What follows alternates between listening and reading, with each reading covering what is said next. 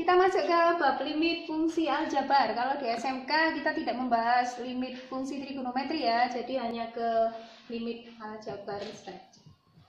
Oke, limit itu dituliskannya seperti ini. Limit X, kita bacanya limit X mendekati berapa. Kemudian nanti ada soal yang harus kita kerjakan.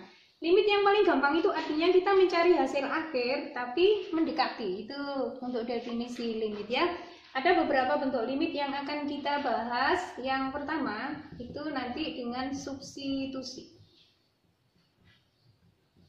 Kemudian nanti yang kedua ada dengan faktorisasi. Untuk pertemuan berikutnya masih ada beberapa bagian lagi yang akan kita bahas. Kita bahas satu-satu dulu ya. Ini buku hapus. Kita coba cara yang pertama, yaitu dengan substitusi. Substitusi itu artinya menggantikan. Jadi kita hanya tinggal mengganti X-nya, diganti sesuai dengan X mendekati berapa. Tetapi ada syaratnya di substitusi itu. Syaratnya penyebut itu tidak boleh sama dengan 0. Ya, penyebut tidak boleh sama dengan 0. Kenapa tidak boleh sama dengan 0? Mari kita coba mengulang sebentar ya. Kalau bukan punya bilangan 8 dibagi 2 itu sama dengan 4. Kenapa? Ya, karena 4 dikali 2 sama dengan 8. Atau kalau bukan punya 12 dibagi 2 itu sama dengan 6. Kenapa? Ya, karena 6 dikali 2 itu sama dengan 12. Kenapa di limit penyebut itu tidak boleh sama dengan 0? Misalkan saya punya contoh begini. 9 sama dengan 0, kalau kita anggap 0 itu tidak bisa. Kenapa? 0 dikali 0 tidak sama dengan 9. Kalau ini saya ganti 9 pun, 9 dikali 0 tidak sama dengan 9.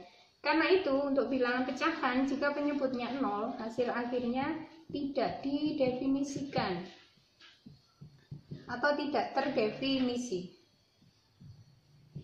Ya, karena itu syarat yang pertama untuk mengerjakan sebuah limit dengan substitusi atau menggantikan itu penyebut tidak boleh sama dengan 0. Kalau penyebutnya tidak sama dengan 0, berarti boleh langsung kita kerjakan ya. Contoh 1,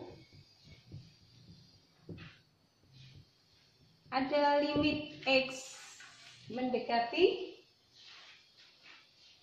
2 untuk X plus 1 dibagi X plus 3. Kita coba mengerjakannya pakai substitusi. Dicek dulu ya. Artinya ini semua X itu nilainya diganti dengan 2. Kita coba yang bawah dulu. Kita lihat ke penyebutnya.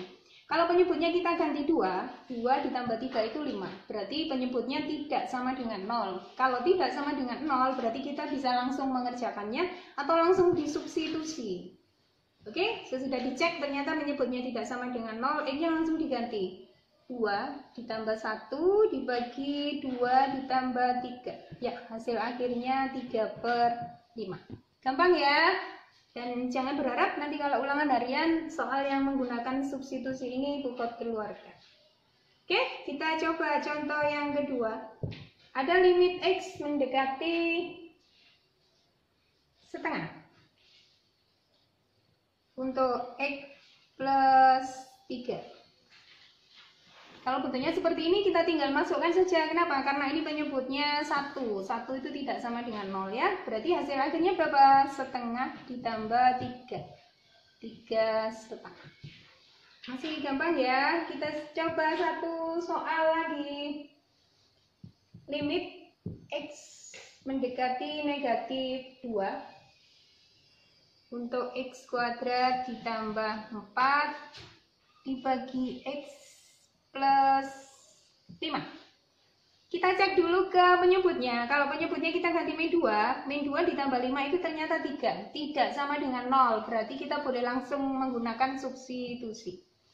Kita ganti min 2 pangkat 2 ditambah 4 dibagi 2, min 2 ditambah 5. Min 2 kuadrat itu 4, 4 ditambah 4 itu 8. Min 2 ditambah 5 itu 3.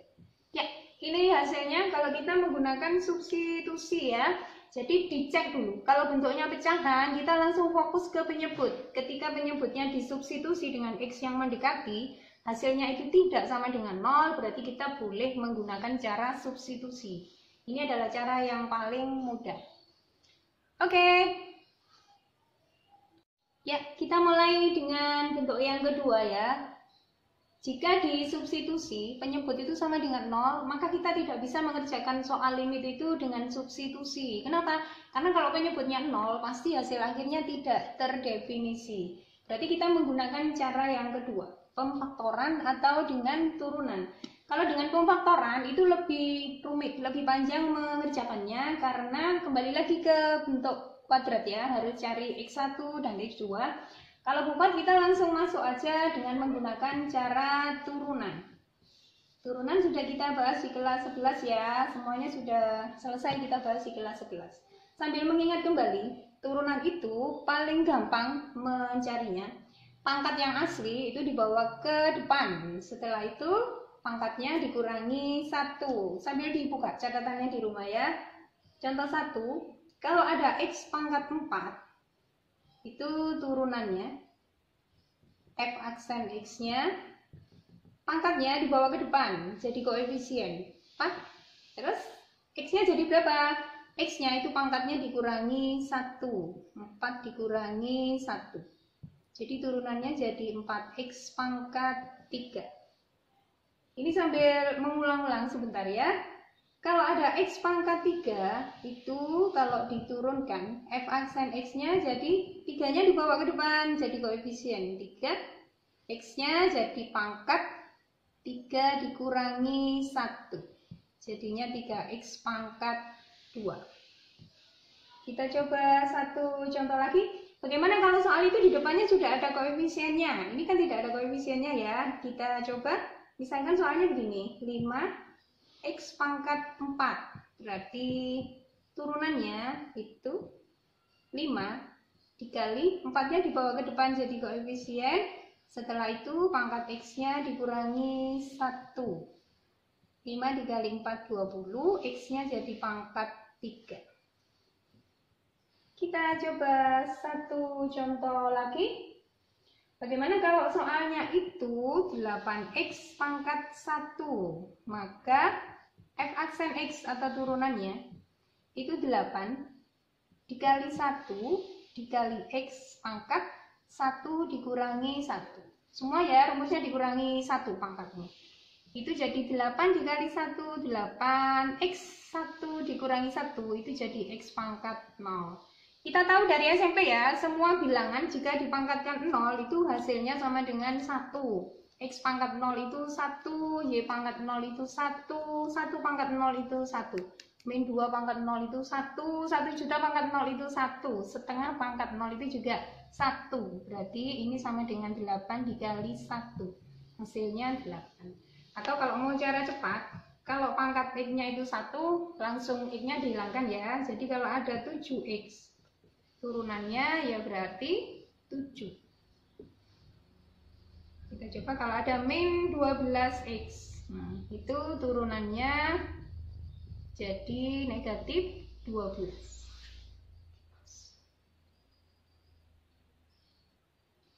Kita lanjutkan contoh yang ketujuh. Fx sama dengan 25, maka F aksen X sama dengan tadi contoh 1 sampai 6 semuanya punya variabel X ya. Untuk contoh yang ketujuh, 25 itu konstanta, dia tidak punya variabel X. Bagaimana turunannya? Kita pakai pengertian 25, itu kita anggap 25 dikalikan X pangkat 0. Boleh ya, X pangkat 0 itu 1, berarti 25 dikali 1 sama dengan 25. Kita coba mengerjakannya dengan turunan, berarti pangkatnya dibawa ke depan. 0 dikali 25 pangkat X dikurangi 0 min 1. 0 dikali 25 itu sama dengan 0. 0 dikalikan X pangkat berapapun hasilnya tetap 0. Berarti kesimpulannya, untuk bilangan yang tidak punya variabel X itu tidak ada turunannya, atau kita anggap sama dengan 0 atau kita anggap habis. Kita coba satu soal lagi ya. Jadi kalau ada Fx sama dengan setengah, itu turunannya sama dengan 0. atau dianggap tidak ada. Oke, kita masuk ke contoh soal yang tidak bisa menggunakan cara substitusi. Dicek dulu ya, contoh 1, limit X mendekati 2 untuk X kuadrat min 4 dibagi X min 2. Ini bentuk soalnya pecahan, kita langsung fokus ke penyebut. Penyebutnya kita ganti 2. Kalau kita ganti 2, 2 dikurangi 2 itu sama dengan 0. Berarti sudah tidak bisa menggunakan cara substitusi. Kalau di buku-buku paket biasanya menggunakan cara faktorisasi. Kita pakai cara yang lebih cepat, kita pakai turunan ya. Di turunan itu ada bentuk U per V, itu kalau dianggap satu kesatuan. Tapi kalau di limit, ini nanti yang diturunkan sendiri-sendiri. Jadi pembilang diturunkan sendiri, penyebut diturunkan sendiri. Oke, kita coba ya, kita turunkan dulu. Diturunkan dulu. X pangkat 2, tadi sudah diulang, kalau diturunkan jadi 2X pangkat 1. Negatif 4 itu konstanta, tidak punya X, berarti tidak ada turunannya, dianggap 0. Yang bawah, X ini sebetulnya 1 ya, di depannya ya, 1X pangkat 1. Tadi kalau ada yang bentuk X-nya pangkat 1, yang masuk jadi turunannya tinggal konstantanya. Berarti ini kalau diturunkan jadi 1. Min 2 itu tidak ada turunannya, jadi 0. Kita sederhanakan jadi 2X per 1. Nah, kalau sudah diturunkan begini, baru kita masukkan nilai X-nya. X-nya mendekati 2, ini kita ganti. 2 dikali 2 dibagi 1. Ya. Hasil akhir dari limit X mendekati 2 untuk X kuadrat min 4 per X min 2 itu sama dengan 4. Kita lanjut contoh 2. Tentukan nilai dari limit X mendekati 3 untuk X kuadrat min X min 6 dibagi X min 3. Bentuknya pecahan, kita langsung fokus ke penyebutnya ya. Kalau kita gunakan substitusi, X-nya diganti 3, 3 dikurangi 3, 0. Berarti kita tidak bisa menggunakan substitusi.